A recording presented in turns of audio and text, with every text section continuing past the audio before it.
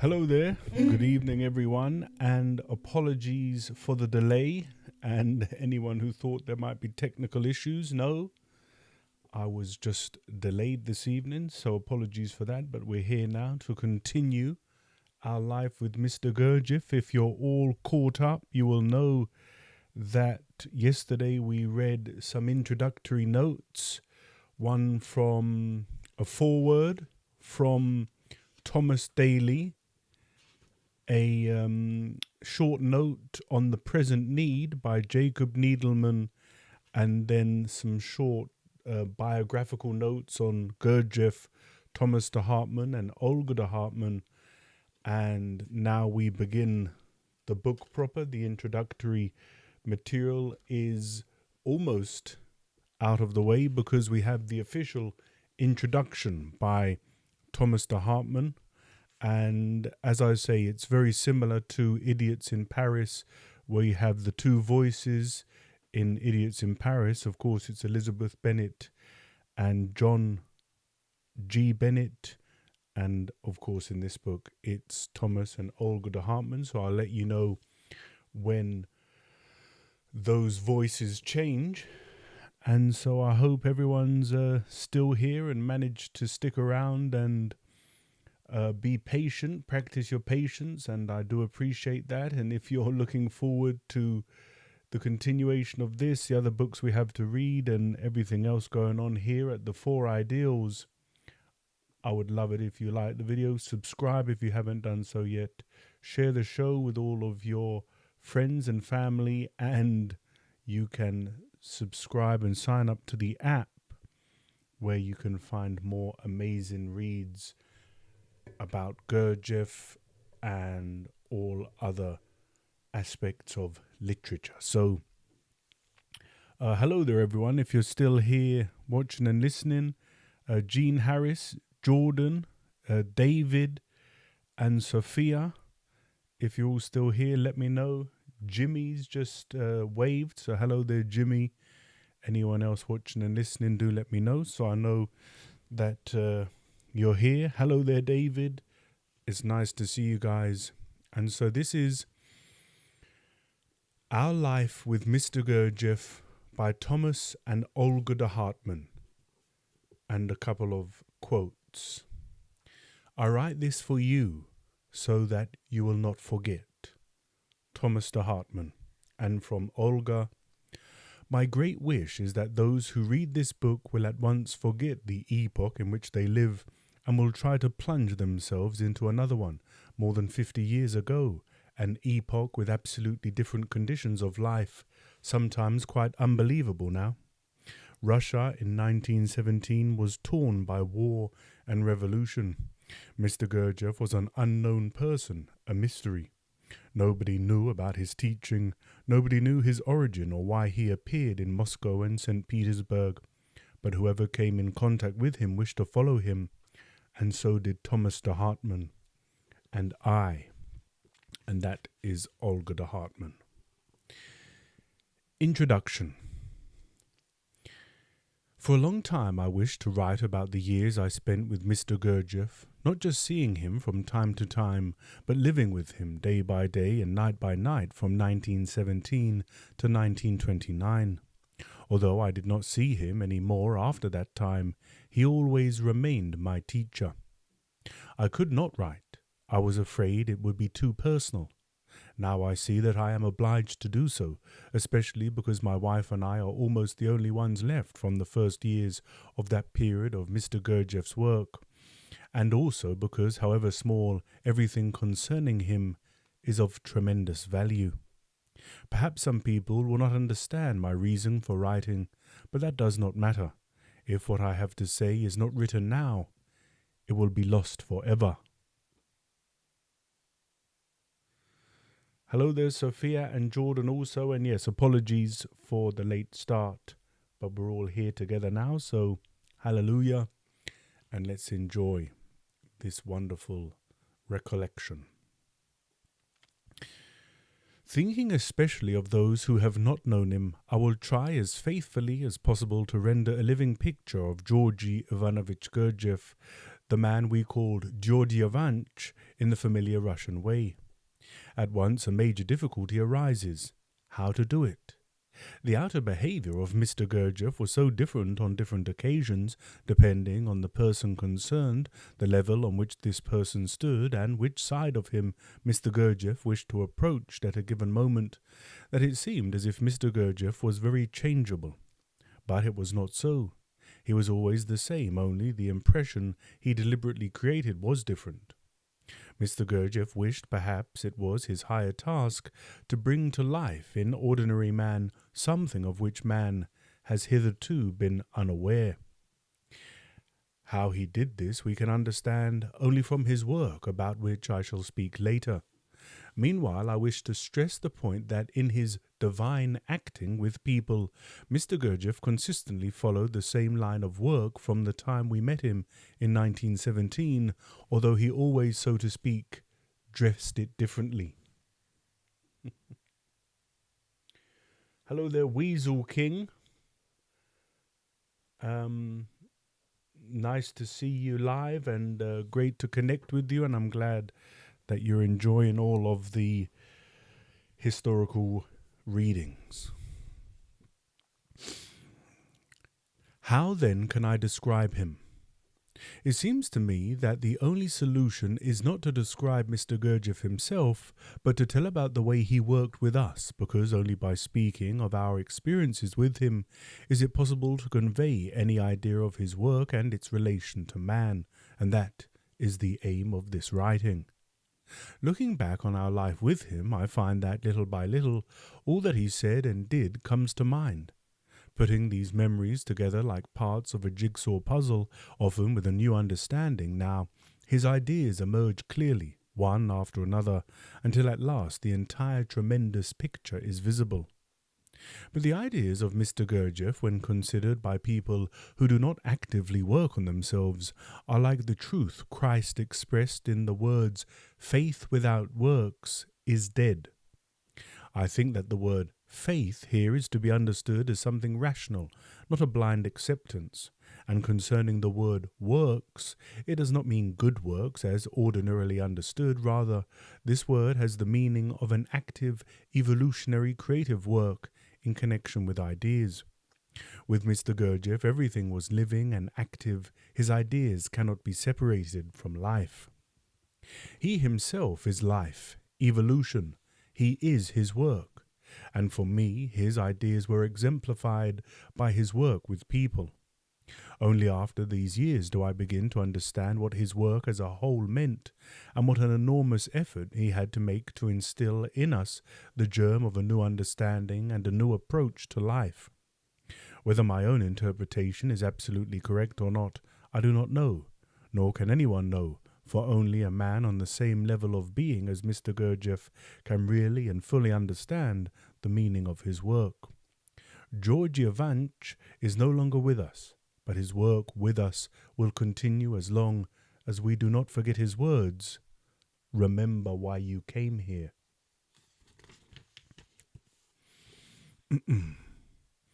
And here is a map for anyone interested in history and geography.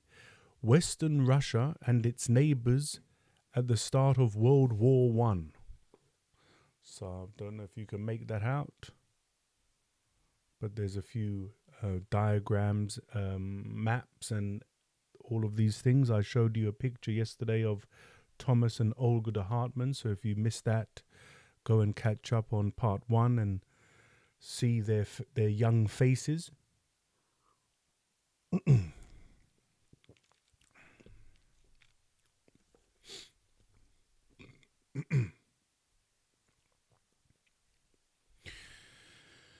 Chapter 1. St. Petersburg. Hello there, Mike Hayden. Hello there and welcome. Hello everyone. Chapter 1. St. Petersburg. I will begin with a few words about my own life up to the day when I met Gurdjieff. I am a composer. Music has always been for me the talent of the New Testament, given to me by God and demanding that I develop it and work on it unceasingly. It was clear to me long before I met Mr. Gurdjieff, however, that to be able to develop in my creative work, something was necessary, something greater or higher that I could not name. Only if I possessed this something would I be able to progress further and hope to have any real satisfaction from my own creation and not be ashamed of myself. The words of Beethoven often came to mind. Music is a higher revelation than philosophy or science. And I always remembered when composing the wonderful words of a Russian fairy tale, quote, "Go, not knowing where, bring, not knowing what. The path is long, the way unknown. The hero knows not how to arrive there by himself alone. He has to seek the guidance and help of higher forces." End quote. And so my life was a search. I'm not going to speak about the details of the early years of my search except to say that I came in contact with many ways and met some exceptional people, but they never seemed to be what I was looking for. However, it was through one of them that I met Andrei Andreevich Zakharov, who brought me to Mr. Gurdjieff. Zakharov was an extremely pleasant and highly educated man who became a great friend of ours. By profession, he was a mathematician. Our conversations, however, were always about what was for us the most important thing in life, the search. This was in 1915 during World War I. He often came to visit my wife and me in Tsarskoye Selo, just 22 versts south of St. Petersburg, where I was stationed by the army as a reserve guards officer. Then, in the autumn of 1916, he told me that he had met a teacher, a real teacher, but he did not reveal his name nor how he had met him. One day when I was taking Zakharov to the station, he began to speak about this teaching, which, he said, could be an answer to our great question. The gist, he said, is this. Man on his present level of being does not possess an immortal, indestructible soul, but with certain work on himself he can form an immortal soul. Then this newly formed soul body will no longer be subordinate to the laws of the physical body, and after the death of the physical body will continue to exist. After a long pause following this statement, Zakharov added, "But there is something which will perhaps puzzle you. You see, it is generally supposed that higher knowledge is given gratuitously. But in this case, if you and your wife should wish to join this work, you would have to pay a certain amount."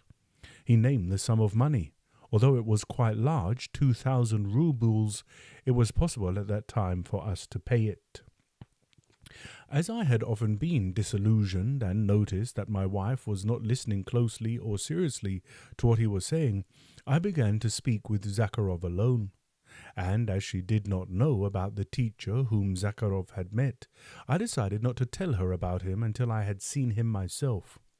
I asked Zakharov several times when he would introduce me to this man, but he always answered, "I have already promised you. When the time comes, I will tell you." In the middle of December, Zakharov told me that if I still wished to meet this man, I would have to be at the restaurant Palkin the next Sunday between 6 and 7 in the evening. This was a very large restaurant on the Nevsky Prospect, the main street of St. Petersburg, where the Litany Prospect joins it, but it was one to which no guards officer could ever go. Zakharov would come there to take me to see Mr. Gurdjieff. I went. Zakharov finally appeared, and we started towards the big Nikolaevsky station on the same Nevsky Prospect. Suddenly he stopped before a building and led the way to the second floor, where there was a cafe. To say the least, it was a cafe for an extremely mixed crowd which walked the Nevsky day and night, and if anyone were to find out that I had been there, I would have had to leave my regiment. We went in, ordered coffee, and waited. After a while I saw coming towards us Dr. Leonid Robertovich Sternvall. Dr. Leonid, Russian words, I should have read the Russian translation guide. We went in, ordered coffee, and waited. After a while I saw coming towards us Dr. Leonard Sternwohl, whom I had met before socially, and two men in black sealskin coats, both very typical Caucasians, with black eyes and black moustaches. They were very well dressed, but so Caucasian. I wondered which one was he, and I must say that my first reaction was anything but one of rapture or veneration. All three approached and we shook hands. Which one of the two was he? My uncertainty was quickly dispelled by the eyes of one of the men. The man with those eyes sat at the narrow side of the table. On his right sat Dr. Sternwohl with the other man, and on his left myself and Zakharov. There was a moment of heavy silence. My eyes could not avoid noticing the detachable cuffs, which were not very clean. Then I thought, "You have to speak." I made a great effort and forced myself to say to him that I wished to be admitted to his work. Mr. Gurdjieff asked the reason for my request. Perhaps I was not happy in life, or was there some other special reason? I answered that I was perfectly happily married, that I had enough money to live on without having to earn my living, and that I had made my music, which was the centre of my life. But I added, all this was not enough. Without inner growth, I said, there is no life at all for me. Both my wife and I are searching for a way to develop. By this time I realized that the eyes of Mr. Gurdjieff were of unusual depth and penetration. The word beautiful would hardly be appropriate, but I will say that until that moment I had never seen such eyes nor felt such a look. Mr. Gurdjieff listened and then said that we would speak later about the question that interested me. Meanwhile, he said to Dr. Sternwohl, "Let Ouspensky tell him everything that has been said up to now, and let him also read the story Glimpses of Truth." I decided to ask Mr. Gurdjieff whether I could perhaps bring some money for his work. He answered, "The time will come when, if I should ask you to give me all that belongs to you, you would gladly do so. But for the time being, nothing is necessary." This ended the conversation, and Zakharov and I left. For a long time I could not speak. Not until we reached the corner of the Litany Prospect did I tell Zakharov about my strong impression and about Mr. Gurdjieff's eyes. "Yes," he said, "I understand, and certainly you will never see such eyes again." Having given this short account of my first meeting with Mr. Gurdjieff, I would now like to tell you something else about it, that surely it was planned by Mr. Gurdjieff himself.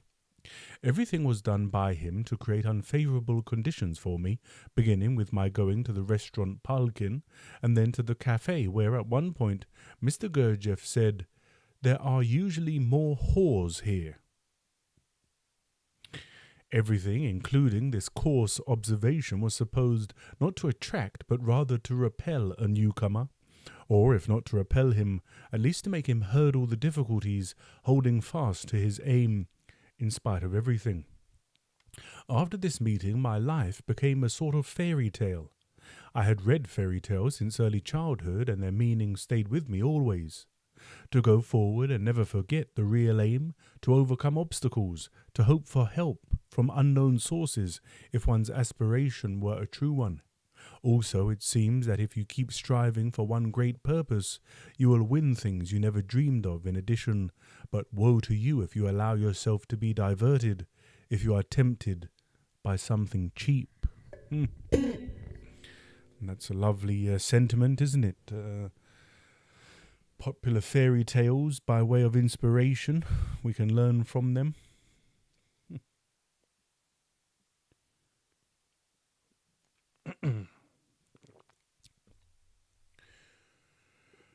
The wish to be with Mr. Gurdjieff now became the only reality. Ordinary life, which had been reality, continued, but it seemed almost unreal, so I had taken the first step. After that meeting I had to find Ouspensky. He lived on Troitskaya Street, not far from the Nevsky. When I rang the bell, a soldier wearing a pince nez opened the door. It was Peter Demianovich Ouspensky himself. He had been mobilized by the army but was being released because of nearsightedness. Now he need wear his uniform only a little longer. From the start, he made a very strong impression on me. He was simple, courteous, approachable, and intelligent. Without wasting time, he began to tell me what he later wrote in his book, In Search of the Miraculous.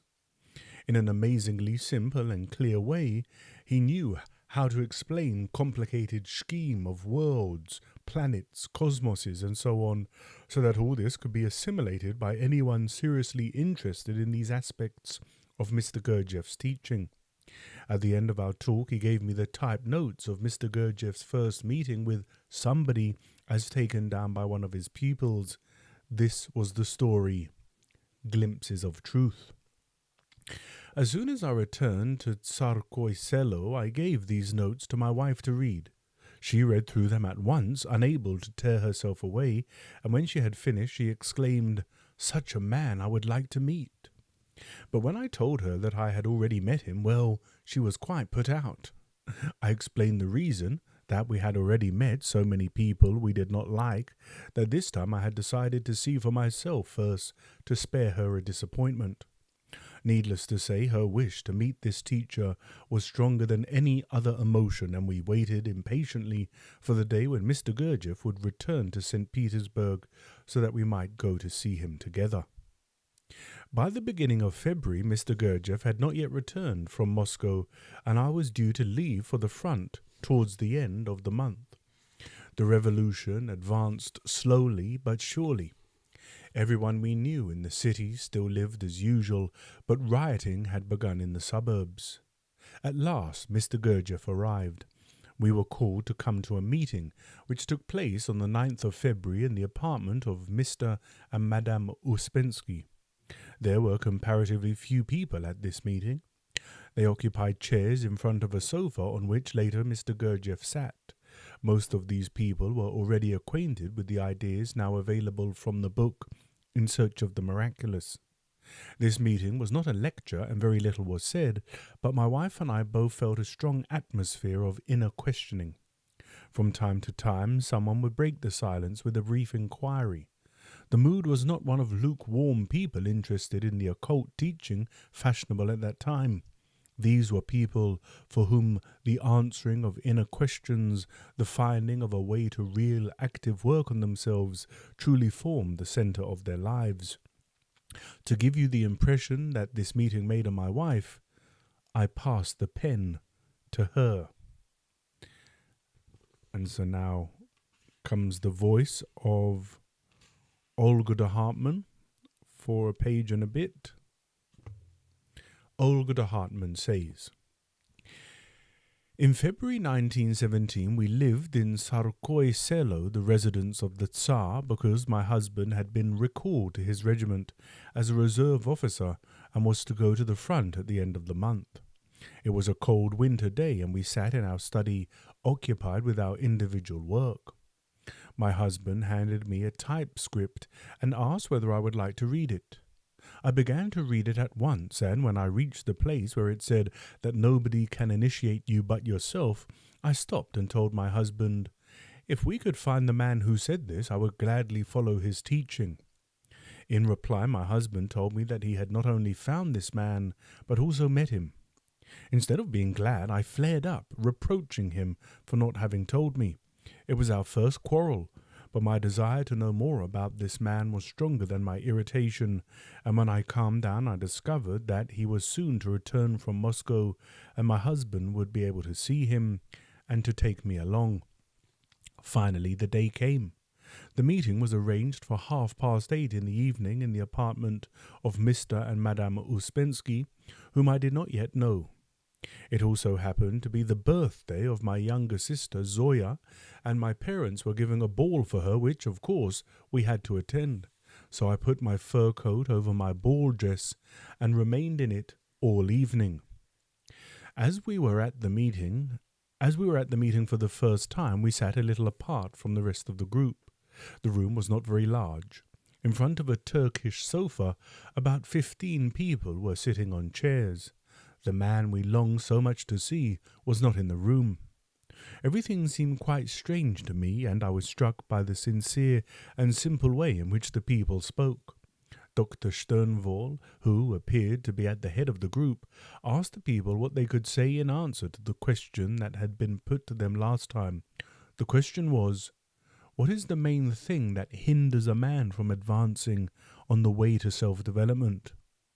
There were several different answers. One said it was money, another fame, yet another love, and so on. Quite unexpectedly, like a black panther, a man of oriental appearance such as I had never seen before came in. He went to the sofa and sat down with his legs crossed in the Eastern manner. He asked what they were speaking about, and Dr. Sternwohl reported the question and the answers. When he mentioned love, Mr. Gurdjieff interrupted him. Yes, it is true, love is the strongest obstacle to man's development. At that moment I thought, again the same, always we have to part. We cannot think of self-development and stay together, and I was quite disturbed. However, Mr. Gurdjieff continued, but what kind of love? There are different kinds. When it is self-love, egotistical love, or temporary attraction, it hinders because it ties a man down and he is not free. But if it is real love, with each one wishing to help the other, then it is different, and I am always glad if husband and wife are both interested in these ideas because they can help each other. I could scarcely look up. Nevertheless, I had a distinct feeling that Mr. Gurdjieff was looking at me. Today I am certain that he said this especially for me. I was in a very strange state. I was so happy. Then we had to leave and go to the ball. As I entered the ballroom of my parents' home, everyone was already dancing. I suddenly had a definite feeling as if something had hit me in the chest. The people who were dancing seemed to be puppets. Within a few days I had the opportunity of speaking with Mr. Gurdjieff alone. I did not wish to very much because people told me that Mr. Gurdjieff would ask me what I expected from him, so I wavered, but finally decided to go. Before I could even say anything, Mr. Gurdjieff asked me how I had felt when I went home after the meeting. I did not know how to express my experience. I did not even realize that it was an experience, but I told him about the strange feeling I had when I entered the ballroom. He answered that it was good, or that he was glad. I do not really remember, except that he was satisfied and said that if we wished, my husband and I could always come to see him whenever he was in St. Petersburg. I told him that my husband had to go to the front and that neither of us would remain in the city much longer, as I wanted to follow my husband as far as I would be allowed to go. I also asked whether it was not possible for my husband to avoid going to the front. No, he said. When you live among wolves, you have to howl like a wolf. But you should not be taken over by the psychosis of war, and inside you should try to be far removed from all this. A rather powerful and helpful bit of advice there with everything going on in the world in 2025. I'll read it again. Because we can all keep this in mind with, as I say, everything going on. When you live among wolves, you have to howl like a wolf. But you should not be taken over by the psychosis of war, and inside you should try to be far removed from all this. He asked me only, do you wish in general to come? What do you expect? I told him that I could not tell him. He would laugh at me. He said in a very nice tone that one might use with children, no, tell me, I will not laugh. Perhaps I can help you. So I said, the only thing I wish from you is that you don't spoil my happiness with my husband. Mr. Gurdjieff did not laugh. You probably have an apartment with 7 rooms, he said. But if you become interested in the questions that bring your husband here, you will perhaps have an apartment with 107 rooms, and perhaps be even happier than you are now. I understood at once that my happiness with my husband would not be spoiled, only that my horizons would be much, much broader. In the corner stood a ladder. Mr. Gurdjieff pointed to it and said, if you begin to go up step by step, then once you come to the top, you will never fall down again.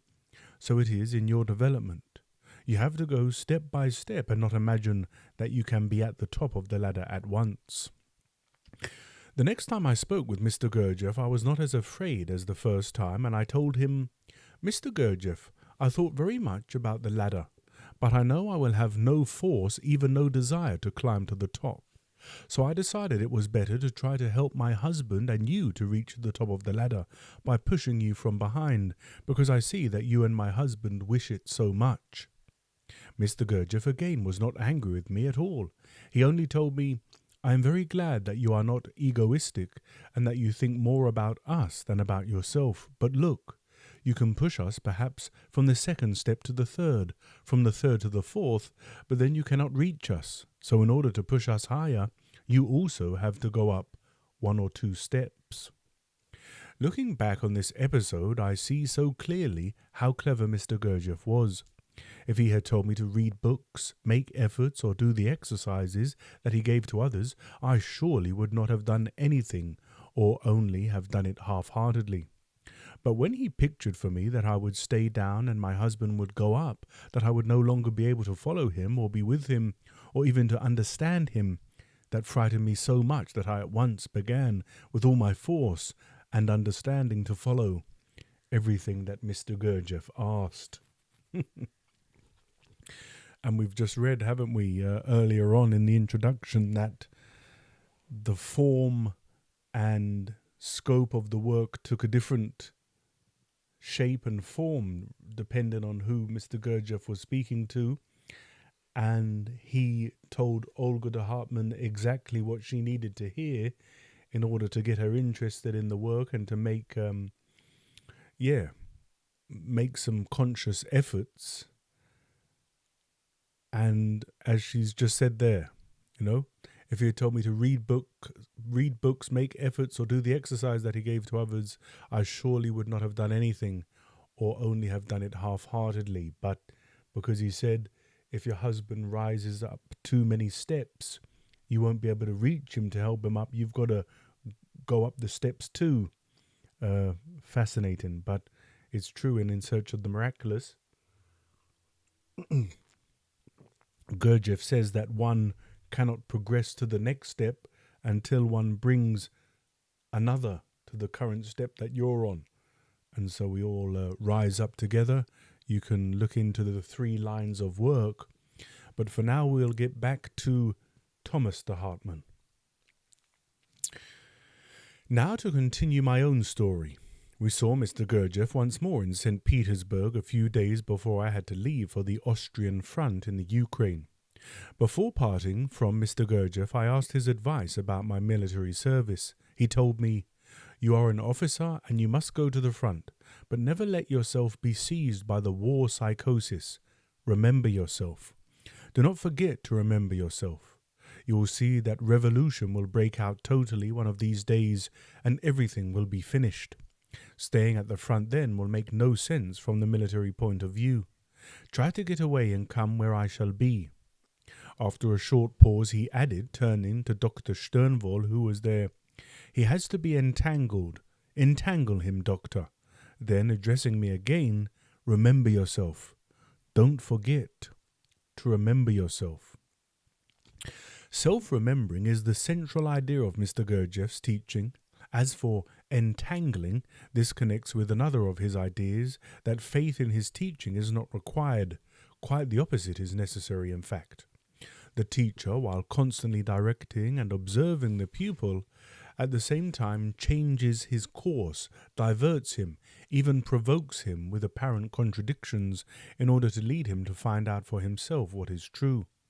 This is possible only if the pupil has within him the strongest urge to persevere, a burning wish that will not permit him to be stopped by any obstacle.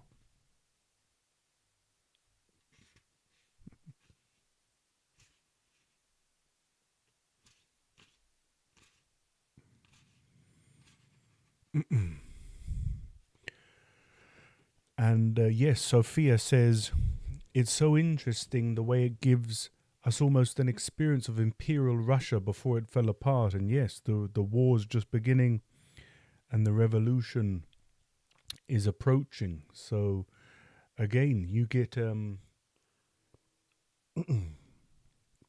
you get so much out of these wonderful memoirs, don't you? You get the inner thoughts and the inner life of the individual.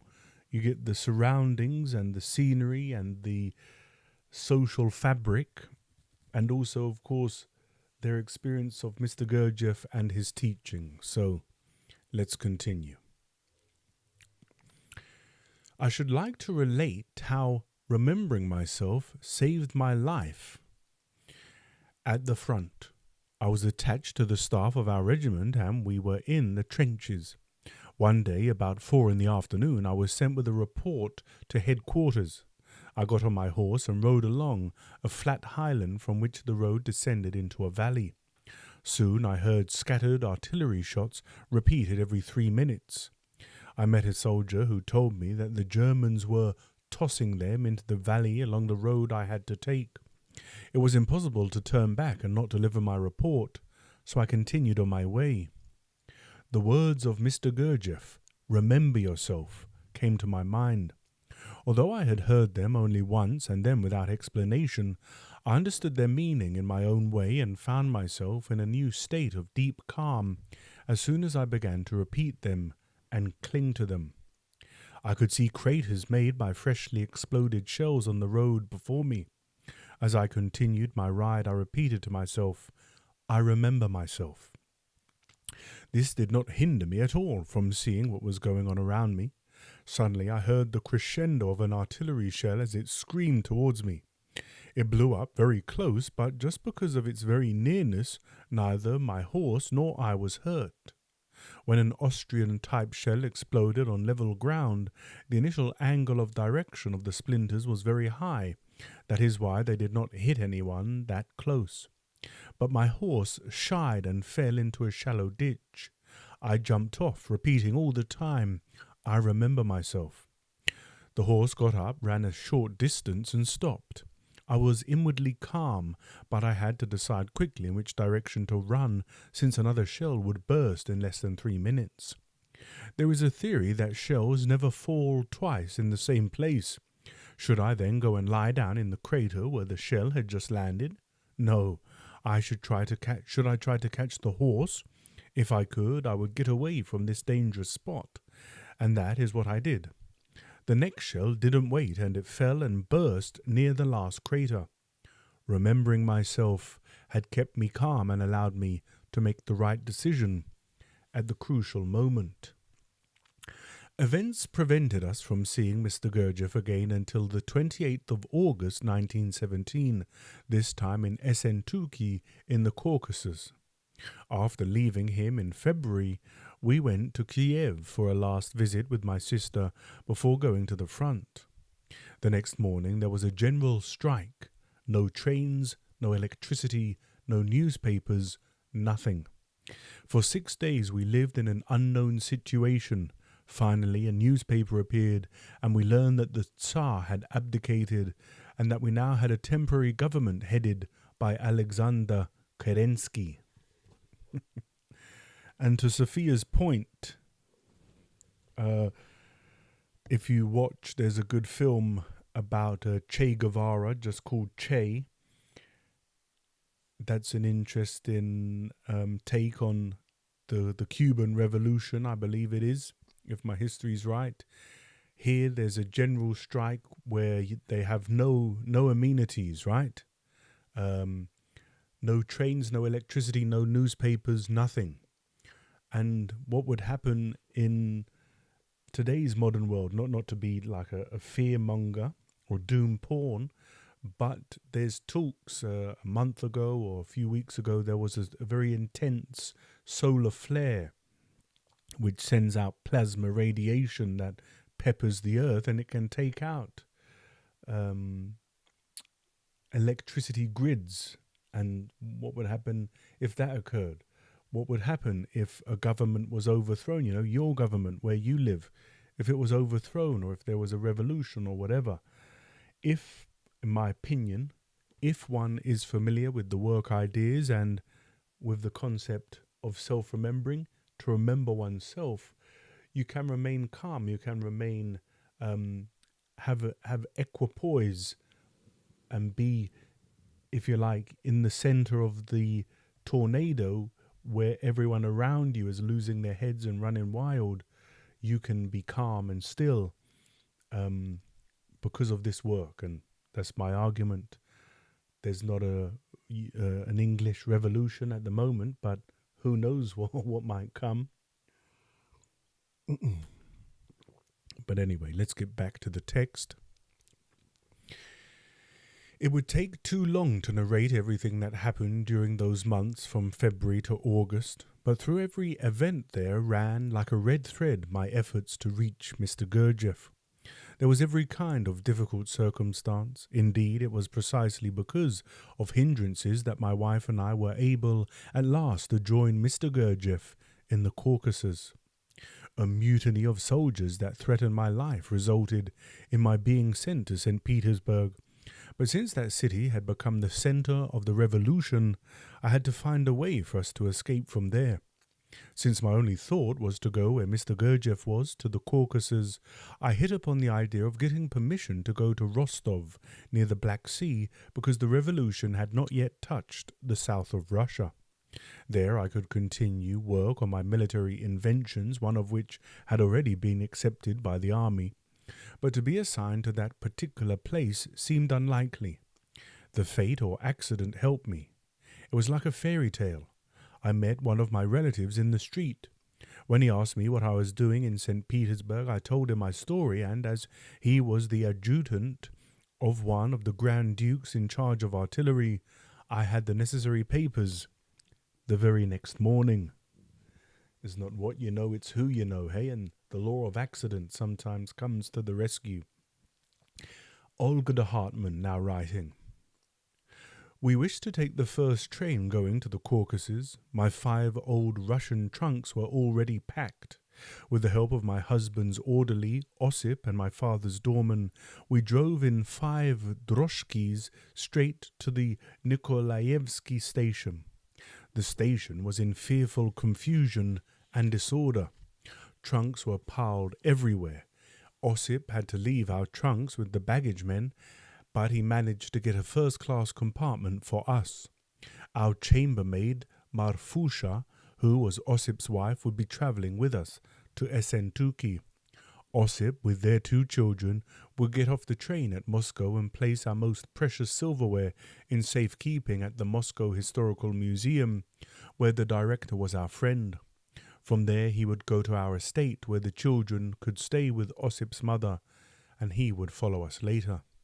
We left at once, but instead of going to Rostov, we went straight to Essentuki. The morning after we left St. Petersburg, soldiers came to my parents' home to arrest my husband. So, just in time, they've escaped just in time. If they were there the following morning, the soldiers would have arrested Thomas de Hartmann. And it's funny how, identification and attachment to all of these possessions, of course, it's a natural thing, isn't it? The silverware, the pictures. In modern day, it might be your TV or your motor car, but everyone's got an attachment to something. For me, it would be my books. I'd have a giant trolley pulling it along with 2 tons worth of books like an idiot. But we all have our attachments. And yes. So here we go. I don't know if this is very helpful, but it does talk about the route of second expedition. So here's a map of Tiflis at the bottom, Rostov at the top, and Essentuki in the middle. So I don't know if you can make out any of this. I'll put it up quite close if I can. You should be able to see some of the landmarks. And I think we'll read this chapter and then we'll come back tomorrow, I think, for some more. But like I say, this is a absolutely wonderful memoir and I'm thoroughly enjoying it. and I look forward to, like I say, continue to share it with you, and it's lovely to have you all here, like old times. So I do hope you'll come back tomorrow at the same time.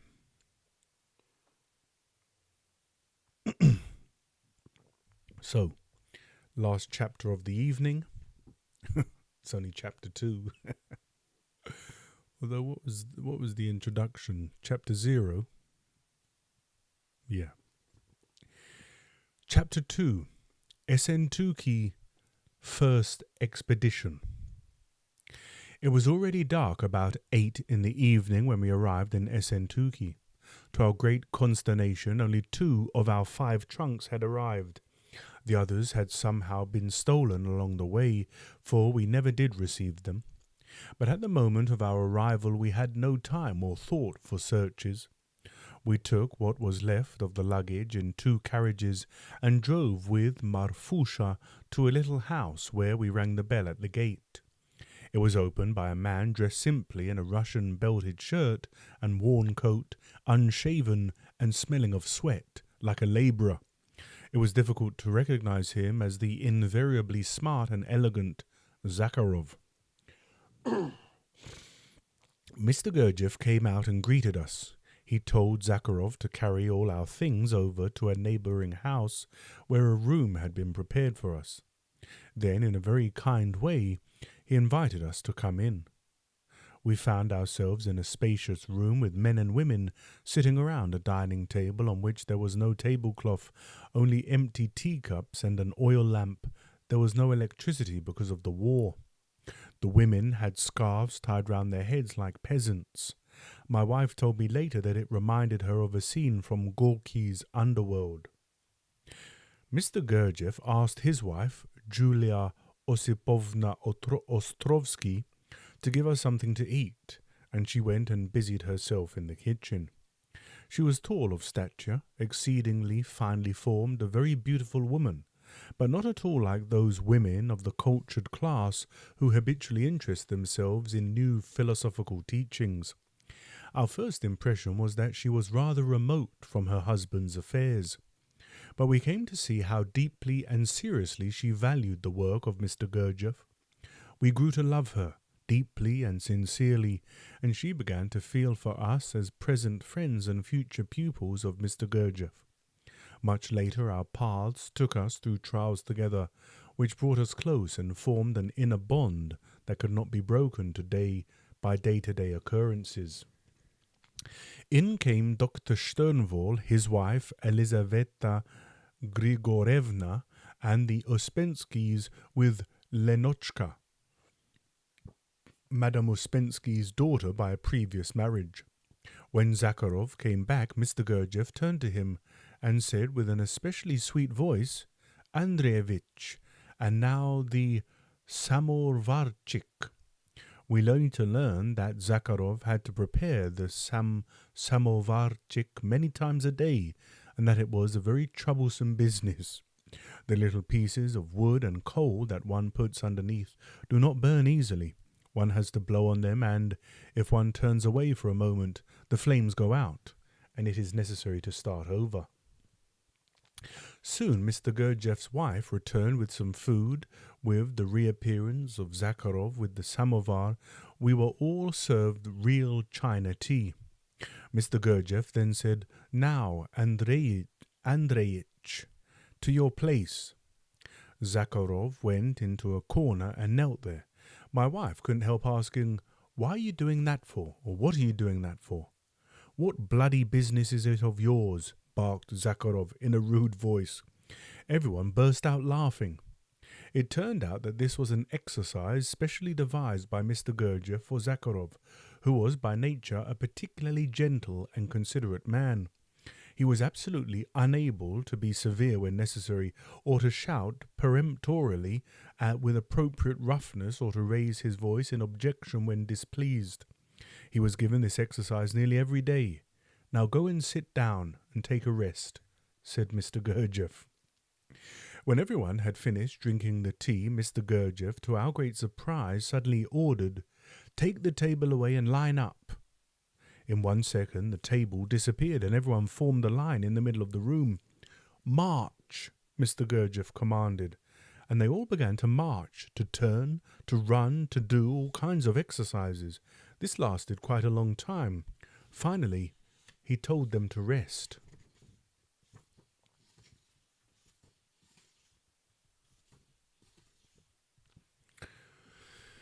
Mr. Gurdjieff had noticed during tea that I took mine with 2 pieces of sugar, so now he said, "You must not eat sweets or you will have sugar disease." He most certainly was not speaking of diabetes, though it is true that I was rather portly and that sweets, which I loved, were not good for me. But his reason for my not eating them was to produce an inner struggle with a strong habit.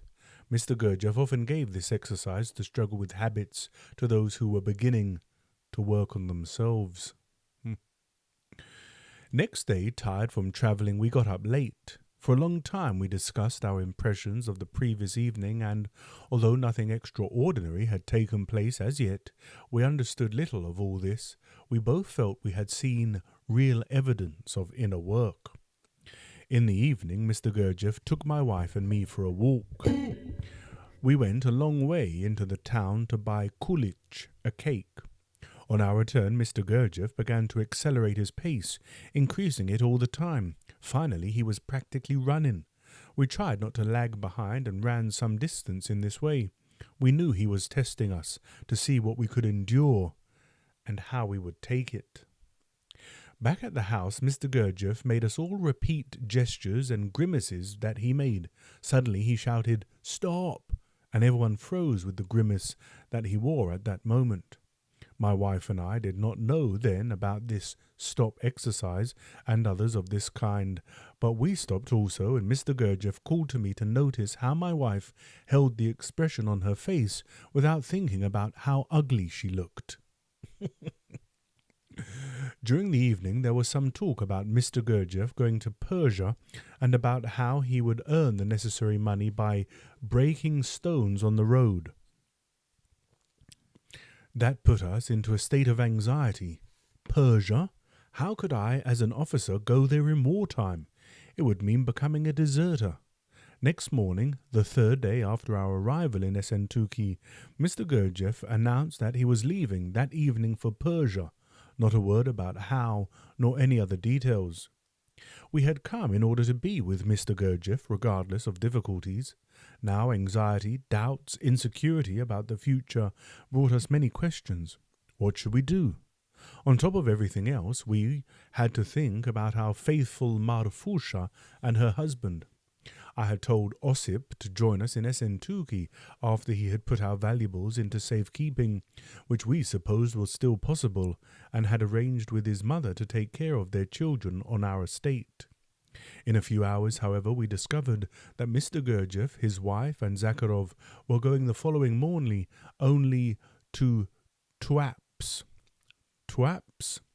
on the coast of the Black Sea.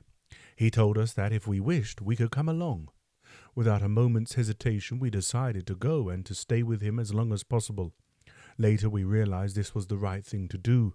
Going to Tuapse was the first lamppost, to use an expression of Mr. Gurdjieff's.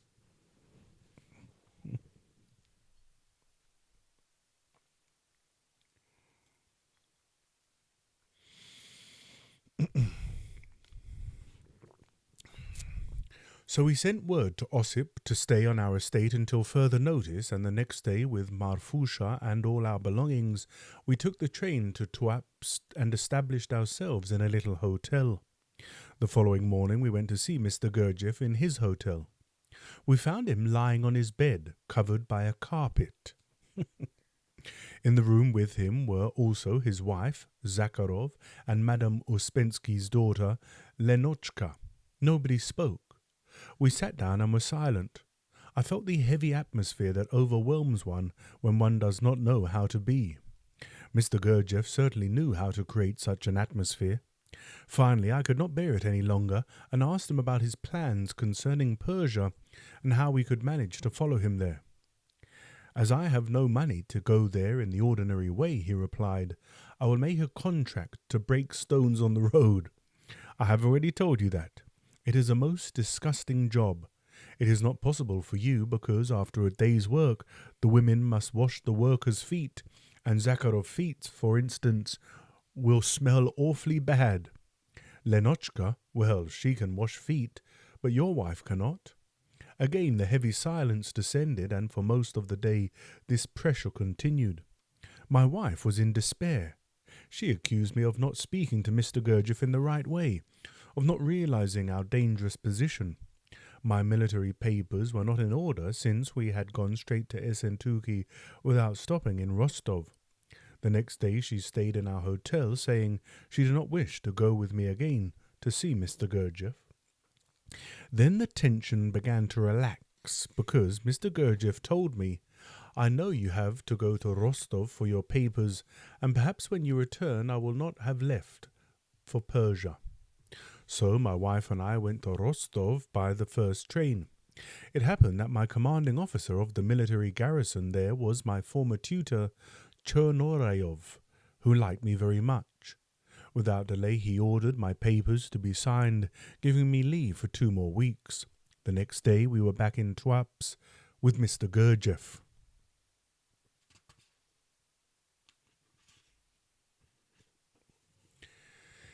In our absence, Mr. Gurdjieff had brought 2 young black horses and a lineyka, a type of 4-wheeled wagon with benches back to back down the middle and a seat for the driver in front.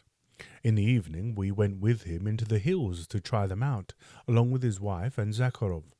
Afterwards he said that, if we wished, we could accompany him on his journey, but everyone could bring only the most necessary things, 1 suitcase per person, and must be ready to start the next Sunday. We immediately decided to go, leaving our maid, Marfusha, in the hotel with the rest of our belongings. When Sunday came, we found that the Sternvols, Alexander Yakovlevich, Rakhmilovich, and Lenotchka were coming along too. Rakhmilovich was a well-known lawyer and one of Mr. Gurdjieff's earliest pupils. You'll know all about Rakhmilovich if you joined us previously to enjoy Fritz Peters' Boyhood with Gurdjieff and Gurdjieff Remembered, which I'm beginning to upload on the app. If you want to go and review that, it's a wonderful interaction between Fritz Peters and this Rakhmilovich, so consider checking that out. Mr. Gurdjieff told us we would have lunch at a restaurant and then start in the direction of Sochi, further east on the shore of the Black Sea. All the luggage was loaded on the lineyka and soon was piled 3 feet high, so there was no room for anyone to sit except the driver, Mr. Gurdjieff himself. He would take Zakharov with him atop the luggage. The rest of us were to walk, taking a shortcut straight over the mountains because the main coastal road was too long and winding. Then we were to wait for the others at the place where the shortcut crossed the main road. Since Mr. Gurdjieff's wife was walking with us, my wife was reassured that he would not just drop us on the road. She did not yet have full confidence in Mr. Gurdjieff, but she still wished to follow him as long as she could, because everything she had heard in his talks interested her intensely. The distance on the shortcut was much greater than we had expected. It was hard climbing and very hot. Neither my wife nor I was prepared for such a trip, and our inappropriate clothing made it still more difficult. She was wearing fashionable high-heeled shoes with much cross-lacing, and I was wearing my officer's uniform with wide Cossack-style trousers tied at the ankles and high boots more suited for riding. Finally, at the junction with the road, we found an inn, old and far from clean. Being tired and thirsty, we went in for tea. It was already dark and Mr. Gurdjieff had not come. Luckily, we had money, so we thought we would stay the night if necessary. At last, Mr. Gurdjieff arrived with Zakharov. Then we all had something to eat and we hoped to sleep. But Mr. Gurdjieff said, "The night is so wonderful. The moon is shining. Is it not better to continue?" So we went on. Now real effort began. Mr. Gurdjieff told us merely that he wished to cover a good distance, but as to where and how far, he said not a word. My feet began to be swollen and sore. My wife had begun to develop blisters in her high-heeled shoes even before we got to the inn, and her feet ached terribly. Still, we wished to go on. We passed through places of extraordinary beauty. The road wound over mountain slopes covered with ancient trees. The moon was full, and at some turns in the road we could glimpse the sea glittering in the moonlight. We went on and on, following the Lineika closely. It was now about 2 in the morning, and we had started at 2 in the afternoon. Mr. Gurdjieff said, "Let us look for a place to rest." But each time a suitable resting place appeared, he made the horses run a little faster, and we had to catch up with the Lineika. Much later we came to a rough little clearing where heaps of stones were surrounded by scrubby bushes. Here, at long last, Mr. Gurdjieff stopped and told us to unharness the horses. We filled a pail of water for them and a pot to make tea for ourselves from a spring by the roadside. We needed a fire for the tea and wood for a fire. A fine rain had begun, and to find dry kindling we had to struggle through thorny bushes in the dark. It was a real endurance test, but finally the fire was burning and the tea ready, and we each had a cup with a piece of bread. I had to drink mine without sugar, I who always liked it very sweet. After tea, Mr. Gurdjieff told us to go to sleep, but where to lie down? There was no place but on the stones. Then he said to me, "And you, Toma, will be on guard duty during the night." So I never closed my eyes. Of course, there was not much left of the night. At dawn, Mr. Gurdjieff got up and called, "Get up! We have still a long way to go today." And all of these tests along the way, would you, I'm asking you listening, would you give up? Would you say, "This is too much, I can't be bothered, I'm going back"? Or would you, persevere and push the limits?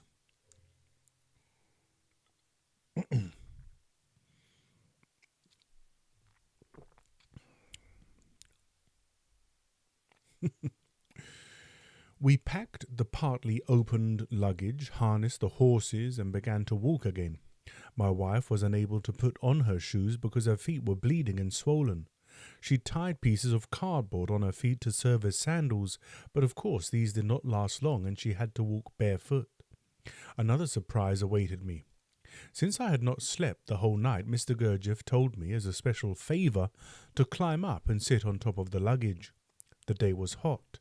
The sun began to burn, and after a night without sleep, I could hardly keep my eyes open. But if I let them close for a moment, I nearly fell off the Lineika. It would have been easier to struggle with the desire to sleep while walking. Mr. Gurdjieff knew this very well and was asking of me a super effort, and I tried to make such an effort. I felt that all that had taken place and what was to come was again like a fairy tale in which it was necessary to do the almost impossible in order to achieve one's aim. But these things could occur in this way only in a little group of people led by Mr. Gurdjieff, that is, led by a real teacher.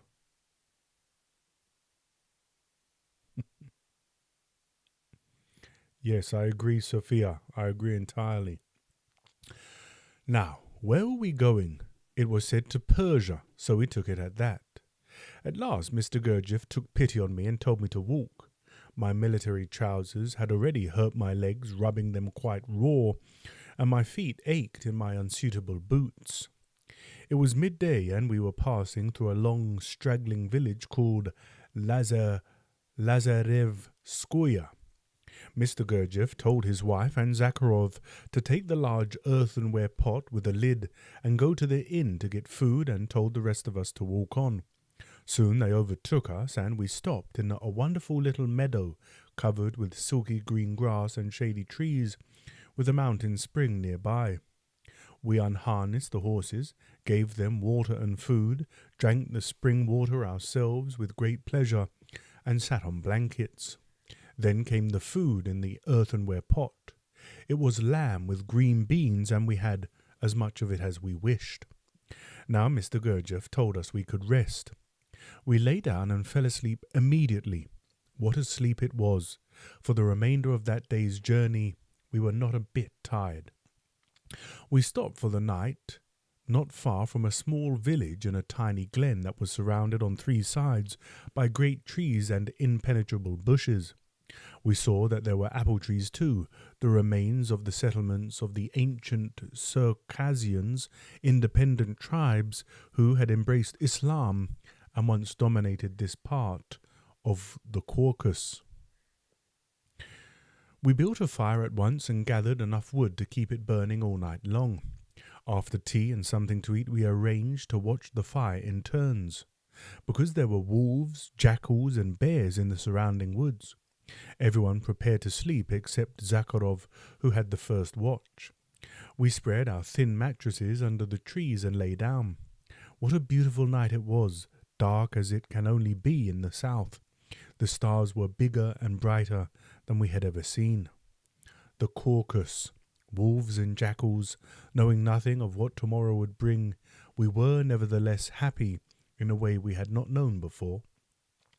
During the night we saw the glow of the animals' eyes and heard their howling. If we had had no fire, they could easily have killed our horses.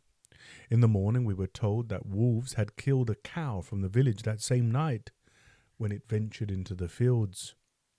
But one of our horses had developed a different problem. She had eaten too much grass, which had swelled her belly painfully. In such cases it is necessary to ride the ailing horse at a gallop back and forth for several versts in order to get rid of the gases, and this Zakharov had to do without a saddle during his watch. It was my wife's turn to be on guard before sunrise, and after her, Mr. Gurdjieff himself. I was already up, and I still remember the kindness of his voice when he greeted her. "Good morning, Jan," dear, in Armenian. He evidently wished to reassure her in this terribly strange situation. When the sun was up, we were ready to start. This time Mr. Gurdjieff put us all astride the luggage, and slowly we moved on. About noon we reached a deserted posting station. In this area no railway had yet come, and travelling was still done by post-horse. But after the revolution all organisation everywhere was disappearing, and here only the empty buildings remained. This one was a nice peasant house with a stable for the horses. The trees in the garden were covered with ripe figs. We stayed there for 2 days and had a real rest.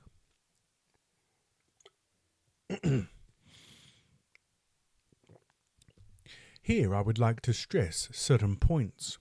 Mr. Gurdjieff demanded from us a very great effort, especially difficult because we did not know when it would end. We suffered and would have been only too happy to rest, but there was no protest in us because the only thing we really wished to do was to follow Mr. Gurdjieff. Beside that, everything else seemed unimportant. This sudden plunging of the whole man into the work was very characteristic of Mr. Gurdjieff. During our stay in the post house we slept well, even napping after lunch, and had wonderful food and wine which we brought from a nearby estate. I went there once with Mr. Gurdjieff. On our way back we sat by the roadside, and he said, "When working with pupils I'm like a coachman. If the horse follows the road I give him free rein. If he goes to the right towards the ditch I pull the left rein. If he goes to the left towards the hillside I pull the right one." I attach great meaning and significance to these words of his because they seem to embody the very essence of his way of working on us. After 2 days of rest, we started again. The road became more and more mountainous. Several times Mr. Gurdjieff asked Zakharov and me to push the heavy weight of the Lineyka from behind. As the road became steeper and steeper, this effort became harder and harder until he added, "So that your thought is not uselessly idle, count 1, 2, 3, 4 and back again." In other words, he asked us to divide our attention.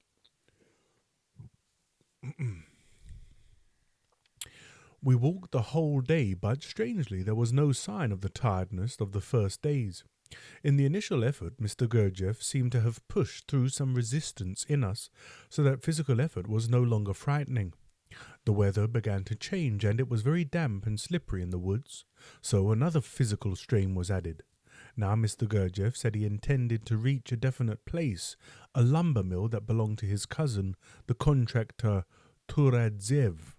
Finally, very late at night, we reached it and passed the night in little cabins probably used for storing wood. We got up early. It continued to rain. About noon we came to a very beautiful place near Sochi, a village called ch.1-2, on a hill surrounded by mountains that descended on our right to the Black Sea. It reminded me of Cannes or Nice. There were some country houses with rose gardens, and the roses were the largest I had ever seen. It was all as beautiful as paradise. We passed a little shop, as we had nothing to eat since early morning. We had brought bread and sardines. While we ate, Mr. Gurdjieff went into the shop, where he stayed for a long time. When he finally came out, he told us to open a large wooden gate almost opposite the shop. There a road led to a country house on a slope running down to the Black Sea. Mr. Gurdjieff had rented this house. It appeared that we had arrived in Persia. I think Mr. Gurdjieff is the only man on earth who ever led people on an expedition that, when looked at from outside, seemed so unnecessary and ended with nothing. But it was full of meaning and value for those who took part in it and who remembered why they came. After a preliminary short session of work on attention, self-observation and discovering America, as Mr. Gurdjieff called the discoveries we made in ourselves, he gave us another kind of work. By speaking of going to Persia and by creating all kinds of emotional and physical difficulties, he was creating in strange surroundings a ladder of obstacles over which we had to pass to reach a certain little dough in ourselves, the dough in the scale of our general development. These were the scales within scales, inner octaves about which Mr. Gurdjieff spoke so often. If we look literally for scales, we will never find them. Our whole earthly life is perhaps not one full scale, but only part of one, made up of a great many little scales with their semitones mi fa, which we must pass. So by completing one tiny scale, our group came to the beginning of another scale, about which I will speak in the following chapters. This first expedition was for us a miniature foretaste of another that took place a year later.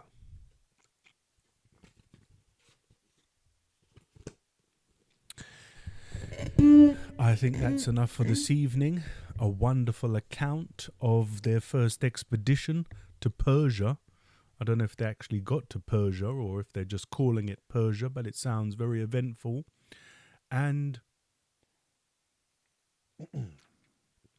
I would say we can use that example. Of course, it's always much easier if one has a teacher to submit to, the teacher, if you're doing a karate class or a yoga class or meditation class, whatever it is that one's doing, it's much easier if you have a teacher to lead and to guide you and to say we're doing this now and that now and that now. But you can set up these things for yourself and sort of try and push your limits. If you normally walk this far, walk double the length. If you normally do something or other, do it in half the time. We can always, if we're imaginative, if we remember ourselves, if we remember the work, we can always bring these things into our daily lives in order to increase efforts, intention and intensity.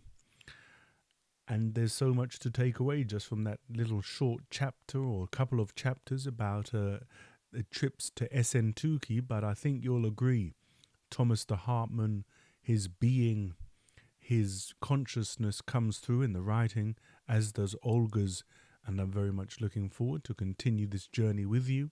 And that will continue tomorrow evening at the same time, maybe 15 minutes earlier, 9:15. I'm very much looking forward to see you again. It's lovely to see you all in the chat. So thanks for,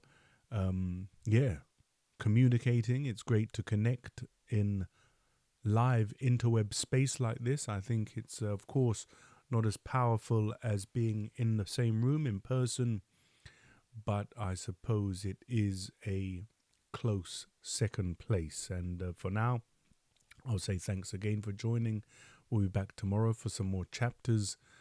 I look forward to seeing you. Look after yourselves, take care, and I'll see you then.